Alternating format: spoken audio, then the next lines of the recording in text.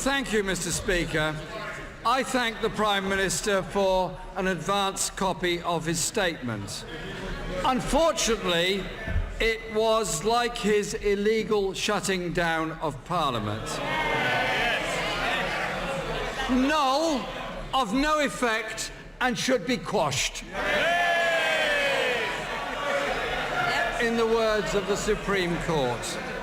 This, Mr. Speaker, was 10 minutes of bluster from a dangerous Prime Minister who thinks he is above the law. But in truth, Mr. Speaker, is not fit for the office which he holds. Mr. Speaker, I'm glad to see so many colleagues back here doing what they were elected to do, holding the government to account for its failings. Whether it's the attempts to shut down democracy, its sham Brexit negotiations, its chaotic and inadequate no-deal preparations, its allegations of corruption, its failure on climate change, its failure to step in to save Thomas Cook, this government, Mr. Speaker, is failing the people of Britain, and the people of Britain know it.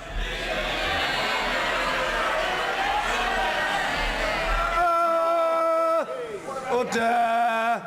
I said that the Prime Minister shouldn't be shouted down. The same goes for the Leader of the Opposition. And let me say to people bellowing from a sedentary position, stop it. You will exhaust your vocal cords. You will get nowhere. It won't work.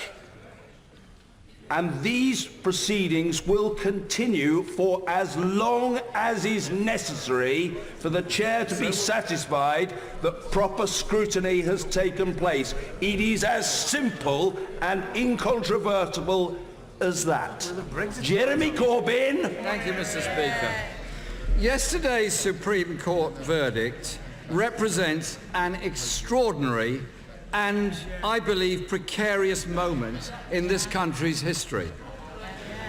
The highest court in this land has found the Prime Minister broke the law when he tried to to shut down our democratic accountability at a crucial moment in our public life. The judges concluded there was no reason, and I quote, let alone a good reason, for the Prime Minister to have shut down Parliament. After yesterday's ruling, Mr. Speaker, the Prime Minister should have done the honourable thing and resigned.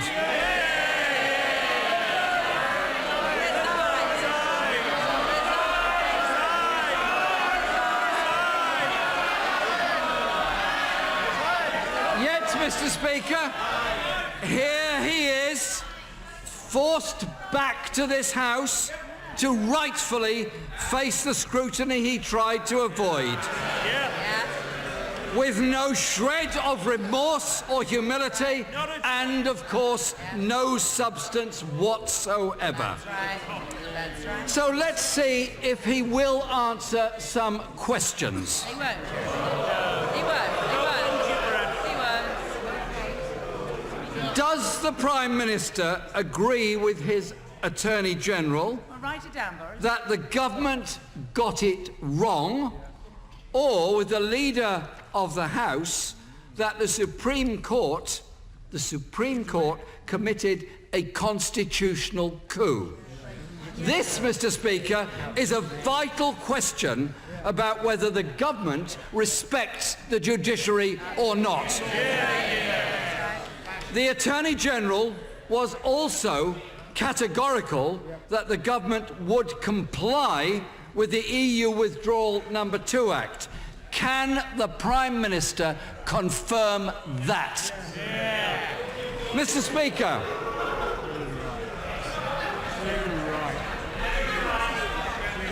Speaker, I want to pay tribute to those MPs from all parties across the House, the Lords and in the Scottish Parliament and the Welsh Assembly, who have not only fought so hard to stop a disastrous no deal, but continued to take the case against prorogation through the courts.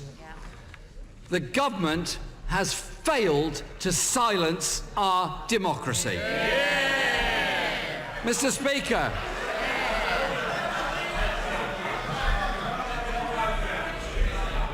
Mr. Speaker, during the period of unlawful prorogation, the government was forced to release their Yellowhammer no-deal analysis and plans. No wonder the Prime Minister has been so eager to avoid scrutiny and so eager to hide the dangers of his Brexit plan. The release of those documents leads to many questions the government must now answer that our Parliament is back in operation. So I would like to start by asking the Prime Minister why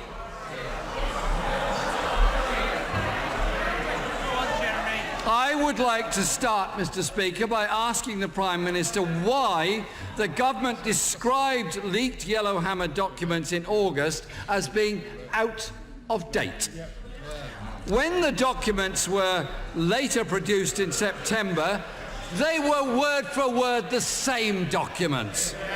It is clear they have tried to hide from the people the truth, the real truth of a no-deal Brexit, and tried to hide the fact that their policy would heap misery on the people of this country. Let's just take a look at the analysis. Chaos at Britain's ports with months of disruption. People going short of fuel and fresh foods. Your paper? It's your paper, you wrote it, you tried to hide it.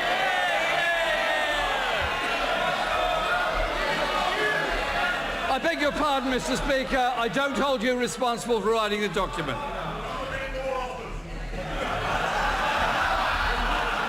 Disruption of people's vital medical supplies. Rises in energy prices for every household in the whole country. A hard border for the people of Northern Ireland and the Republic of Ireland. Most damning of all, Mr. Speaker, is the passage that simply says, and I quote, "Low-income groups will be disproportionately affected." Well, there we have it, Mr. Speaker. A simple warning, a simple truth, that a Tory government is continuing to follow a policy they will know will hit the poorest people in our country the hardest. They simply do not care. Mr. Speaker, the damning document we have already seen is only 6 pages long. It's only right that this House should expect more transparency from this government. The government says they're doing all they can to get a deal before October the 31st. But the truth, Mr. Speaker, is the Prime Minister has hardly put any effort into negotiations, any progress at all, looks at its most generous best to be minimal.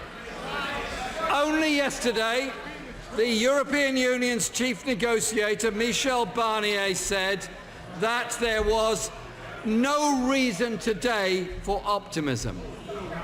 Can I ask the Prime Minister why he believes Mr. Barnier has that view?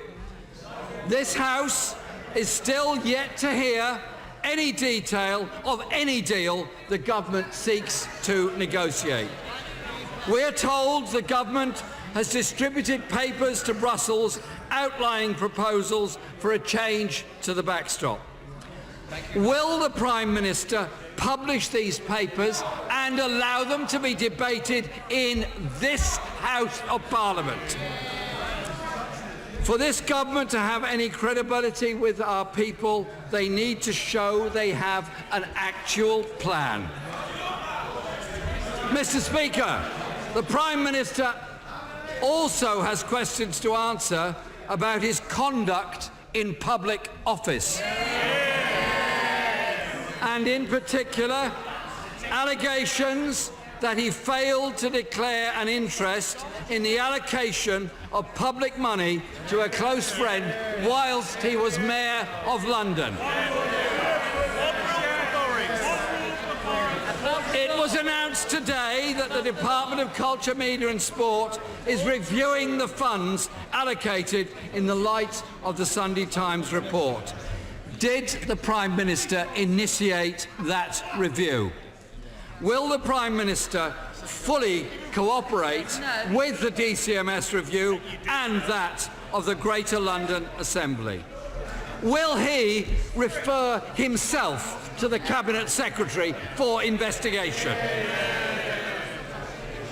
Mr. Speaker, the Prime Minister, no Prime Minister, is not above the law.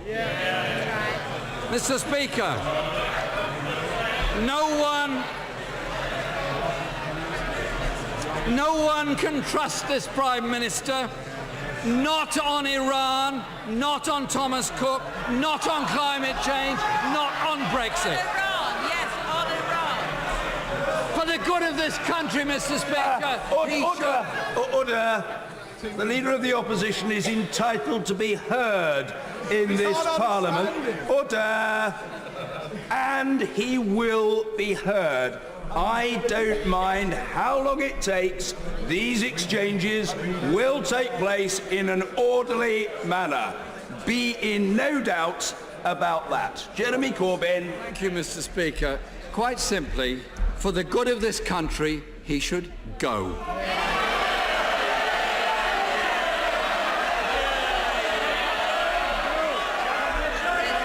Mr. Speaker, he says he wants a general election.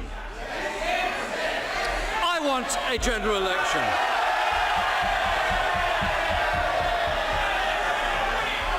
It's very simple. If you want an election, if he wants an election, get an extension and let's have an election. Prime Minister. Mr. Speaker, the right honourable gentleman asked several questions. I'll try and deal with them in order. On the first point, my friend the Attorney General made absolutely clear, of course, that this is a judgment with which he disagreed. Though, of course, we respect the judgment of the Supreme Court. On the second point, are we about the Ben Burt Act? I will say what I'm sure he understands. We will, of course, obey the law, and we will come out of the EU on October the 31st. On his point about preparations for a no-deal Brexit, I congratulate my right honourable friend, the Chancellor of the Duchy of Lancaster, who just spoke for 2 hours on this matter. Our preparations are very far advanced, and I think this country can be entirely confident that we will be ready, deal or no deal. On his point about whether we are on the verge of getting a deal or not, well, it is absolutely true that negotiations are difficult, but we are making progress. And all I will say to him and to his friends is that they have not been made easier by the Surrender Act that he passed.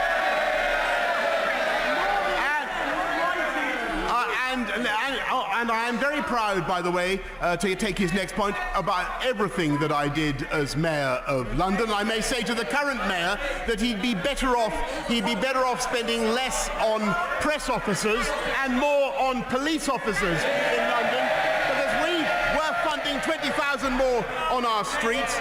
And as for being trusted on Iran, Mr. Speaker, this is a man who took the shilling of the mullahs from Press TV. Mr. Speaker, I think there's something. I was rather sad, actually, in a way, that the Labour conference was interrupted by the ruling, because I was awestruck by some of the things I heard, doubtless designed to obscure the inanity of his policy over Brexit. He wants to abolish fee-paying schools at a cost of £7 billion to the taxpayer. He wants a 4-day working week, cutting the incomes of the lowest paid in this country. He wants to abolish Ofsted, and now we hear he wants to abolish all immigration controls from the EU. But there was a crucial passage missing from his speech, it turns out, Mr. Speaker. I think there's something slightly pitiful, in a way, about the right honourable gentleman. It seems that he actually did want to call an election now, Mr. Speaker. There was a passage in his speech calling for an election now, but it was censored by the Stasi in the form of the Shadow Chancellor. Or possibly it was the Shadow Lord Chancellor. Mr. Speaker, the right honourable gentleman is being gagged. He's being muzzled. He's being held captive by his colleagues. They won't let him say what he wants to say. I say, free the Islington One, Mr. Speaker. And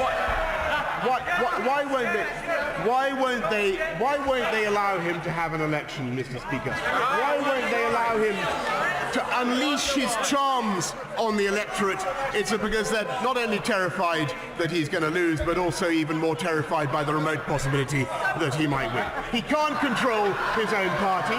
He can't decide whether he's for Leave or for Remain. He's being held captive by his colleagues. The electorate are being held captive by this zombie parliament and this zombie opposition, and he wants the entire country to be held captive in the EU after October the 31st at a cost of more than £1 billion a month. We say no. I say no. Let's get Brexit done and let's take this country forward.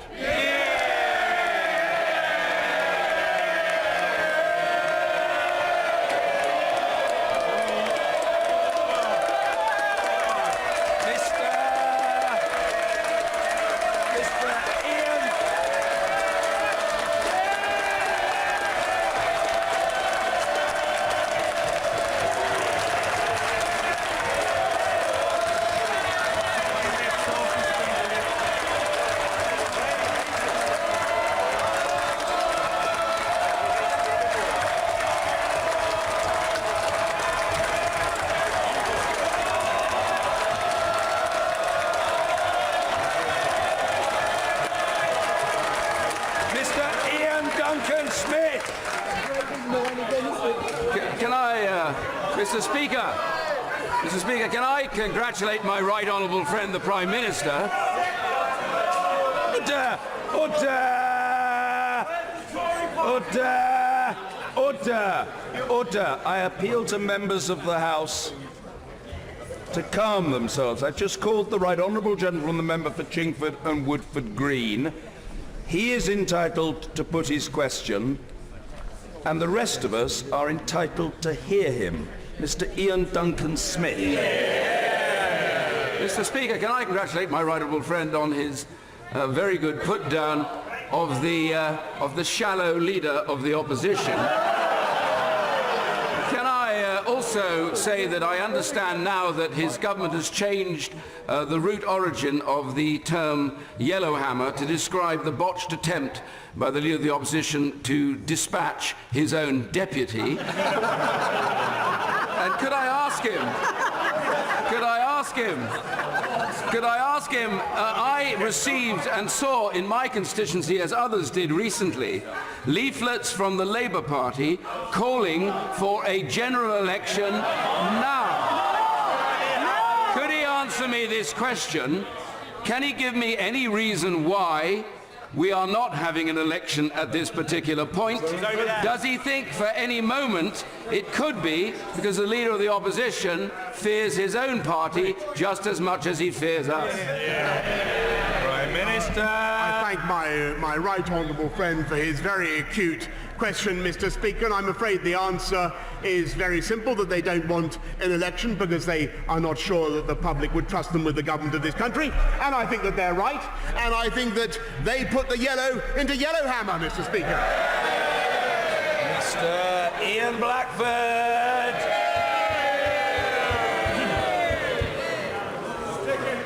Thank you, Mr. Speaker. Can I thank the Prime Minister for advance copy of his statement? I have to say when I read the first paragraph, and it talks about the Supreme Court verdict. Mr. Speaker, it wasn't the Supreme Court verdict, it was the judgment of the Supreme Court. Yeah. And perhaps the Prime Minister might start to show some respect for the judiciary. You know, we're here today because the Prime Minister was utterly humiliated by the Supreme Court by a count of 11-0. And you might have thought in that diatribe that we had that we might have had some humility, that we might have been able to acknowledge that what we've had is the unlawful shutting down of Parliament. Mr. Speaker, sorry is indeed the hardest word for the Prime Minister. You know, it was said by a former Prime Minister, where law ends, tyranny begins. And Mr. Speaker, while it pains me to say it, the fact the Prime Minister is still standing here today, he in fact does believe he is above the law. Well, Mr. Speaker, he is not. And thank heavens for the action that was brought in the courts in Scotland and England. And I want to pay tribute to my honourable friend for Edinburgh South West. And thank goodness the courts have done their job and made sure that parliamentarians are back where they should be, in this House, holding the government to court. The ruling of the Supreme Court has made it absolutely crystal clear. The actions of this government, this Prime Minister, led to the unlawful prorogation of Parliament. Delivering the verdict, Lady Hale stated that prorogation was null and void. Have you no shame, Prime Minister? Mr. Speaker, the court concluded that the decision was unlawful because it had the effect of frustrating or preventing the ability of Parliament to carry out its constitutional functions without reasonable justification. Mr. Speaker, without reasonable justification. And the Prime Minister talks about us running off to the courts. Well, we got the courts to do what he failed to do, which was to respect parliamentary sovereignty. Frustrating, preventing Parliament carrying out its constitutional duties without reasonable justification. How devastating for a Prime Minister to have such a judgment. Where law ends, tyranny begins. Yet the Prime Minister said he didn't agree with the courts. He only agrees with his cronies in Number 10, his Brexit-obsessed fan club. He cannot pick and choose when it comes to the law. He must obey the law. That is not leadership. He quite simply is not fit for office. And Mr. Speaker, when I hear of the Prime Minister talking about a Surrender Act, how despicable that he refers to members of this House that are doing their duty to protect our constituents, and he uses language such as surrender. It is language which is not suitable from the Prime Minister of any country. Mr. Speaker, the Prime Minister's position is no longer tenable. His failure to resign is an embarrassment. People have had enough of this shambles. Mr. Speaker, we have reached a difficult and dangerous point. Not just in... The right honourable gentleman leads the third party in this House. He has a right to be heard. He will continue his contribution and he will be heard however long it takes. If the message has to be repeated again and again and again ad infinitum, so be it. He will be heard. End of subject. Ian Blackford. I am much obliged, Mr. Speaker. We have reached a difficult and dangerous point, not just in relation to the Brexit crisis, but for the constitutional future of these islands and indeed the future of our democracy. We have a Prime Minister standing here in Parliament that he sought to silence. People across these countries will be reading today about how the Prime Minister fought the law, but the law won. The Prime Minister, the head of government, who is responsible for the law, responsible for governance. What an example to the public. Let me be clear to the Prime Minister that he should resign. But if he fails to do so, Yes, the opposition must unite to trigger a vote of no confidence to bring this chaotic government down.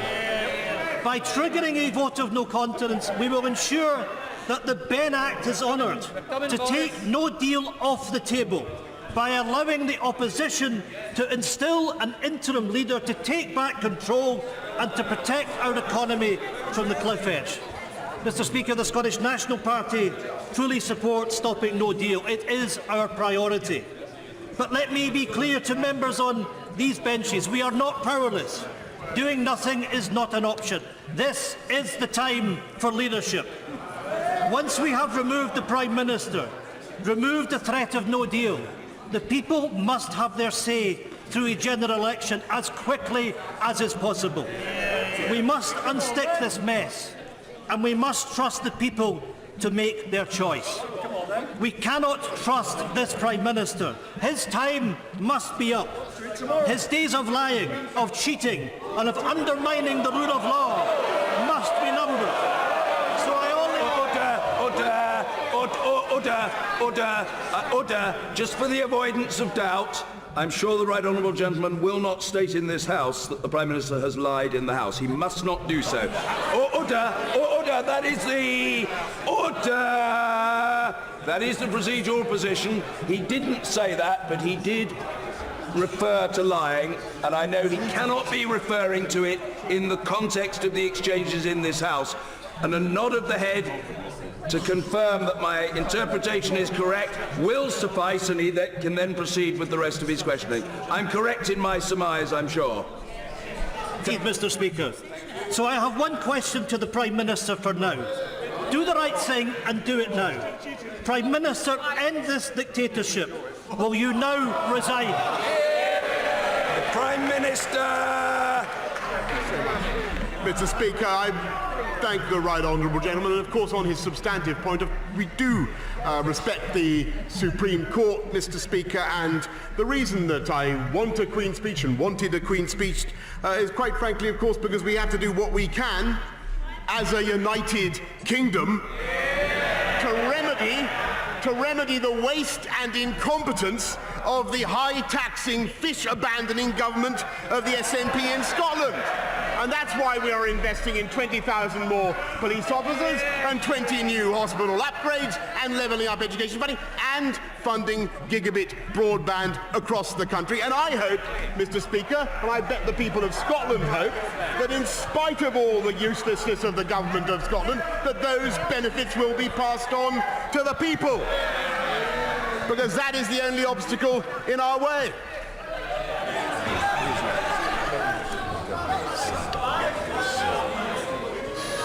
Sir William Kerr!